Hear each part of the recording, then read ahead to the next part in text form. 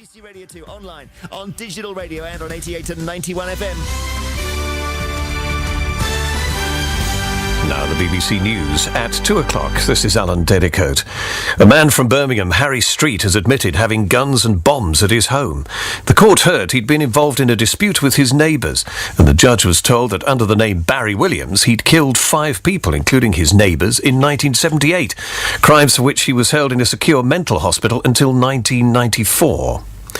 Sky News say they're saddened by the apparent suicide of a woman they'd accused of spreading abuse on the internet about the parents of Madeleine McCann. The body of Brenda Leyland was found at a hotel in Leicestershire. A reporter had confronted her a few days earlier. She'd said she'd had a right to her opinions. An expert on social media, Carl Miller, says the law on internet comments is clear.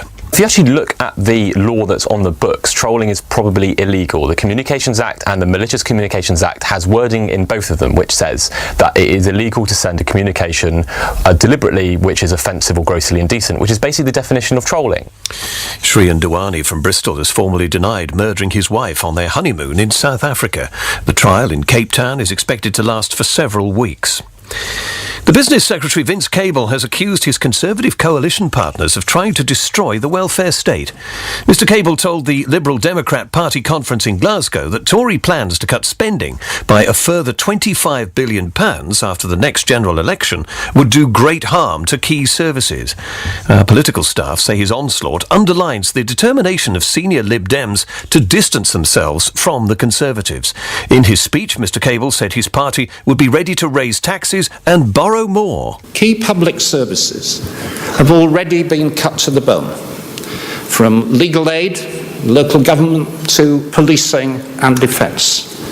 And the Tories are ideologically obsessed by cuts because they see it as a way of destroying public service and the welfare state which they detest.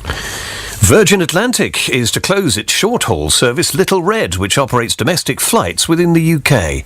In a statement, the airline said Little Red hadn't been able to make a positive contribution to the company. The flights will end next year. A law's come into force in Jersey, making the wearing of cycle helmets compulsory for children under the age of 14. It's the first time such a law has been brought in the British Isles. Lakshmi Gopal reports. From today, most young cyclists in Jersey will have to wear a cycle helmet while riding, or as a passenger in a trailer being pulled by a bike. Anyone caught without could face a £50 fine. The new law applies to all children under the age of 14, and there are already calls for it to be extended to all cyclists on the island, no matter what their age. Jersey is the first place in the British Isles to bring in a cycle helmet law, though other countries such as Australia have had similar legislation for many years. Lakshmi Gopal reporting, and that's the BBC News at 2 minutes past, and next at 3.